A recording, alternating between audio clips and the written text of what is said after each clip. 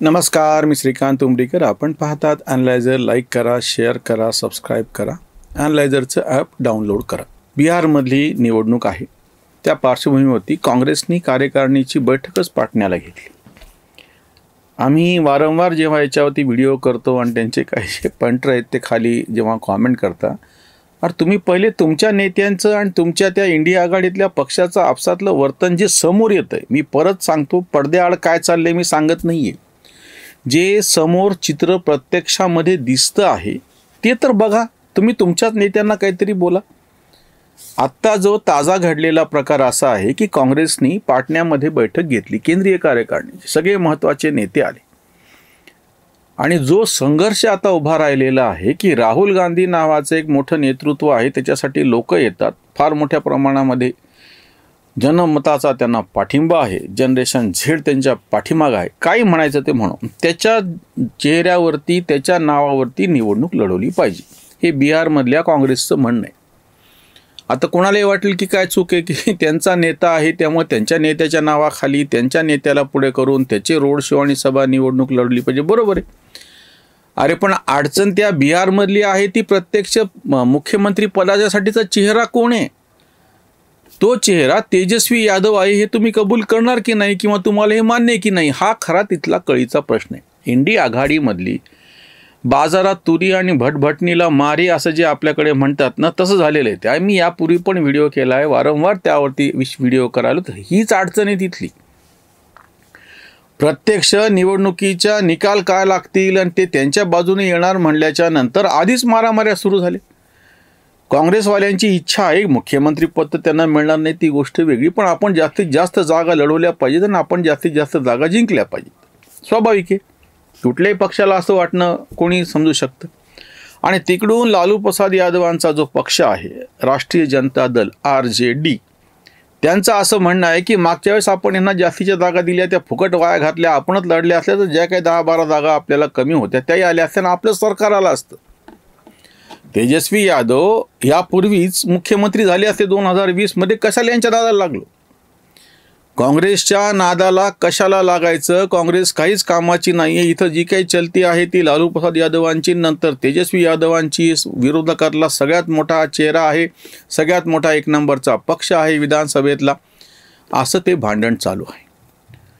आणि काँग्रेसवाल्यांचं म्हणणं आहे की ज्या पद्धतीने राष्ट्रीय पातळीवरती आम्हीच कसा पर्याय आहेत, 99 आता खासदार निवडून आलेले आहेत, विरोधी पक्ष नेतेपदे राहुल गांधी तोच मोठा चेहरा आहे, त्याच्यात नावावरती निवडणूक लढली पाहिजे.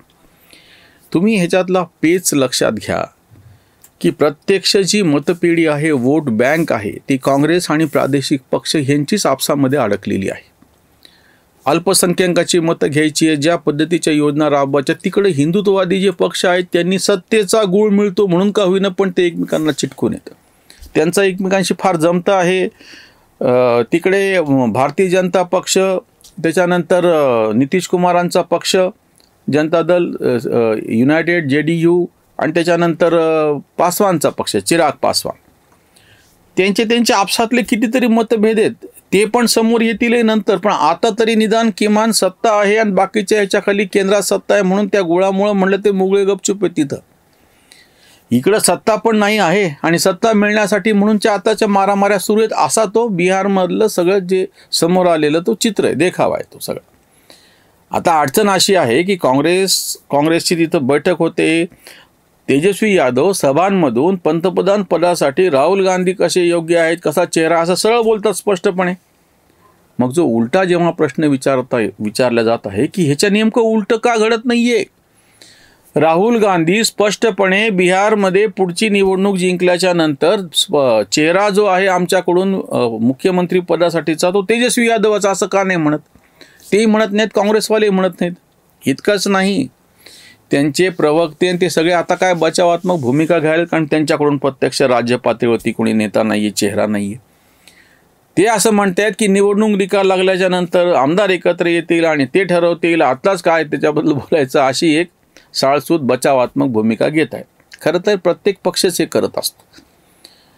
प्रत्येक पक्षाला वाढायचा असतो तेव्हा तो आपला जो सहकारी जरी असला, विरोधक तर असतो, पण सहकारी जरी असला तरी त्याला खाली टाकून आपल्याला वरती कसं जाता येईल, त्याच्या डोक्यावर पाय ठेवून कसं जाता येईल, हे राजकारण. पण ह्याच्यामधला एक ज्याला सुज्ञपणा असं म्हणतात, चतुराई अशी म्हणतात ती, की जर तुम्हाला निवडणुकीच्या तोंडावरती तुमच्या मतदारांच्या समोर जर काही चित्र उभं करायचं असेल तर तुम्हाला तुमच्या बरोबरचे जे पक्ष आहेत त्याच्याशी त्या तरी वेळी भांडता येत नाही. निदान मी तुम्हाला जुनं उदाहरण सांगतो. लोकसभेमध्ये महाराष्ट्रामध्ये बऱ्यापैकी फटका बसल्याच्या नंतर मोदींनी एक, मला वाटतं काहीतरी नाशिकला कुठेतरी दौरा केला होता आणि आवर्जून त्या दौऱ्यामध्ये एकनाथ शिंदे आणि अजित पवार दोघांनाही आपल्या आजूबाजूला उभं केलं होतं. का? तर विधानसभेची निवडणूक तोंडावरती आहे आणि ह्या विधानसभेच्या निवडणुकीच्यासाठी आपल्याला ह्यांच्याबरोबर जायचं. तेव्हा तर माहीत पण नव्हतं किती फायदा होईल काय नाही, कारण ती लोकसभेमध्ये फटका बसलेला होता आणि तेव्हा महाराष्ट्रातली महाविकास आघाडी हवेत होती. मुख्यमंत्रीपद कोणाला पाहिजे याच्याहून आधीच भांडणं सुरू झाले होते.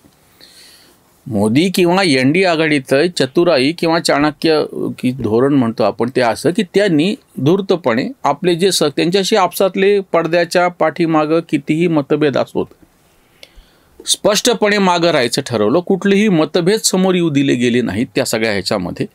मुख्यमंत्री पदाचा चेहरा कोण का ह्याच्याबद्दलही कोणी काही बोललं नाही. जेव्हा की एकनाथ शिंदे प्रत्यक्ष मुख्यमंत्री होते, चतुराईने निवडणुका लढवल्या, त्याच्यानंतर जे काही सगळ्यांचा नंतरचं चित्र सगळ्यांच्या समोर आहे, तेव्हा सुद्धा कोणी किती प्रेशर केलं तरी एकनाथ शिंदेंचा पत्ता चालू दिला नाही. 132 आपले आमदार होते, बरोबर आपला मुख्यमंत्री करून दाखवलं.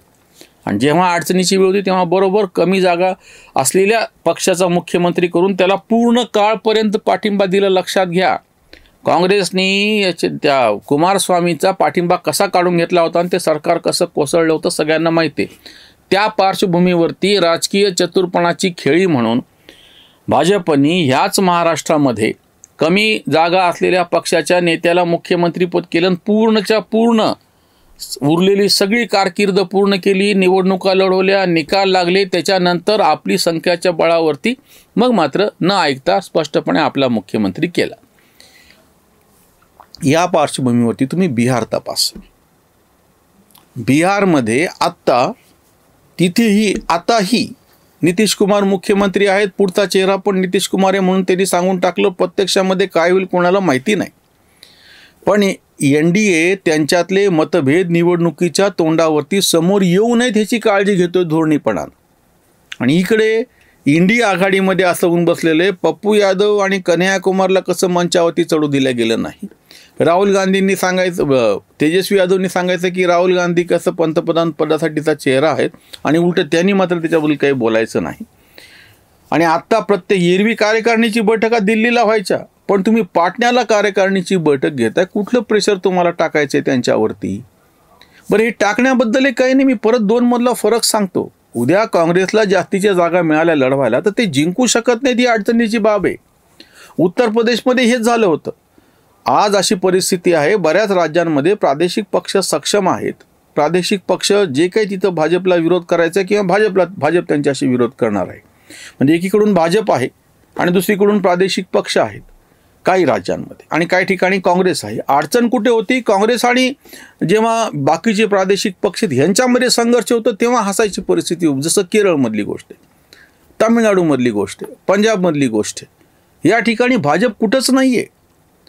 ह्या ठिकाणी उरलेले जे 2 पक्ष आहेत, आम आदमी पक्ष आणि काँग्रेसमध्ये पेटलेला आहे, डावे आणि काँग्रेसमध्येच पेटलेलं आहे. पश्चिम बंगालमध्ये काँग्रेस आणि ममता दिदीचंच भांडण झालं आणि त्यांनी त्यांच्या अधीर रंजन चौधरी सारख्या नेत्याला पाडून दाखवलं.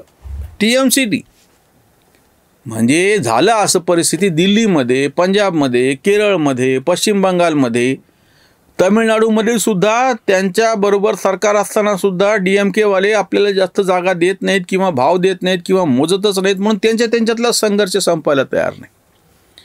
ज्या ठिकाणी अशा पद्धतीने प्रादेशिक पक्षांबरोबर जुळून घ्यायची वेळ येते त्या ठिकाणी संघर्ष समोर येऊ नये, चित्र समोर उमटू नये, अशी ह्याची जी काळजी NDA कडून घेतली जाते महाराष्ट्रातली गोष्ट आहे.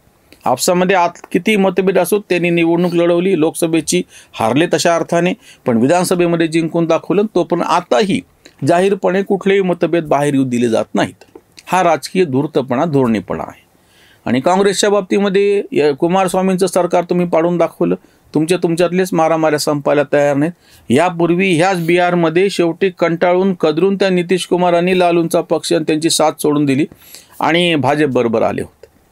अडचण कशी आहे माहिती आहे का, की जर तुम्हाला सक्षम असं सत्ताचा म्हणजे पर्याय आम्ही आहोत असं दाखवायचं असेल तर तुमचे आपसातले सगळे मतभेद बाजूला ठेवून, आपल्या भारतीय परंपरेत म्हणत नाहीत का आपण नवरा बायकोचं भांडण घरातल्या घरात असतं, बाहेर मात्र आपण एक आहोत असं दाखवायचं.